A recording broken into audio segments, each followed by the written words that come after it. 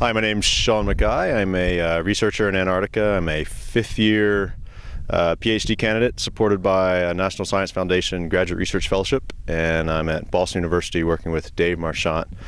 My research for the past 5 years has encompassed trying to understand the various processes and implications and impacts of ice that's been protected by a layer of rocks and debris. We call it buried ice or debris-covered ice, debris-covered glaciers.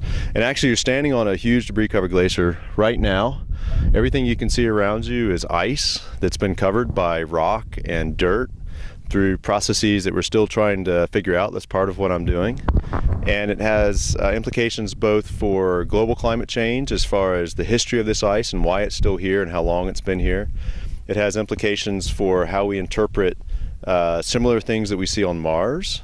And it also is just interesting purely from a glaciological process perspective. And some of the tools that I use in my research use a lot of ground penetrating radar. So radar that can go through the debris and down into the ice and then bounce off various layers to look at layers and stratigraphy within the ice and within the debris on top of it. I've also looked a lot at the processes which preserve the ice. In order to do that, we have to understand the thermal, so the heat fluxes in and out of the ice. And we have to also understand the vapor fluxes, so the way that water goes in and out from the atmosphere to the ice. So to do that, we've got a lot of instrumentation in the ground, a lot of meteorological stations, and sensors that actually are inserted into the ground. And then other things, apart from the low-level process information, we've tried to understand climate pulses and climate changes throughout history by what we see in the ice as far as the content of the ice. So how much debris is there, what the layers are, and how they tie into how we've dated these flows over time.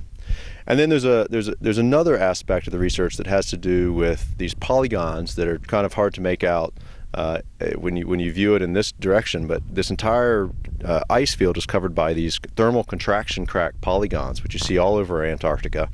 But these are separate types of polygons than the polygons you would see somewhere in the Arctic or in lower elevations in the Antarctic. And they form from thermal contraction. And to understand that process and what the morphology or the shape of these polygons can tell us about both the history of this ice here and perhaps the history of water ice on Mars, we've come to also analyze the shape of these polygons, the thermal fluxes, and the physics involved in maintaining these structures.